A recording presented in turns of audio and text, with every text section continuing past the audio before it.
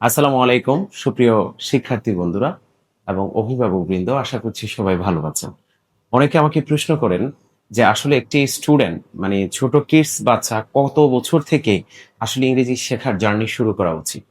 আমি তাদেরকে বলবো, আপনার বাচ্চা যখন কথা বলতে পারে তখন থেকে অ্যাজ এ প্যারেন্টস হিসেবে আপনাদের উচিত তার সাথে ইংরেজিতে সবকিছু কমিউনিকেশন করা এবং ইংরেজি ভাষার প্রতি তাকে অনুপ্রাণিত করা। বিশেষ করে একটি স্টুডেন্টের বয়স যখন 6 বছর হয় তখন থেকে ইংরেজি সেন্টেন্স মেকের প্রতি তাকে ধাবিত করা উচিত।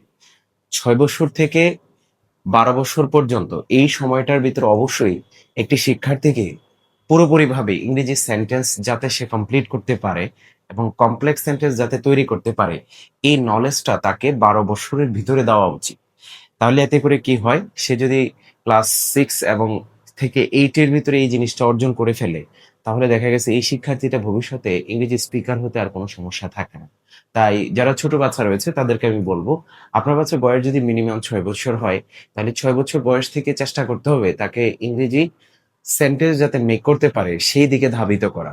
কারণ সেন্টেন্স মেক করা অত্যন্ত গুরুত্বপূর্ণ, বিশেষ করে ইংরেজিতে যদি কেউ ফ্লুয়েন্ট ইংলিশ স্পিকার হতে চায়। তো সকলকে ধন্যবাদ। এই প্রশ্নটি একজন করেছেন, তাই সবার মাঝে ছড়িয়ে দেওয়ার জন্য আমরা মূলত ভিডিওর মাধ্যমে উত্তরটা দিয়ে দিলাম। ভালো থাকবেন। আল্লাহ হাফেজ।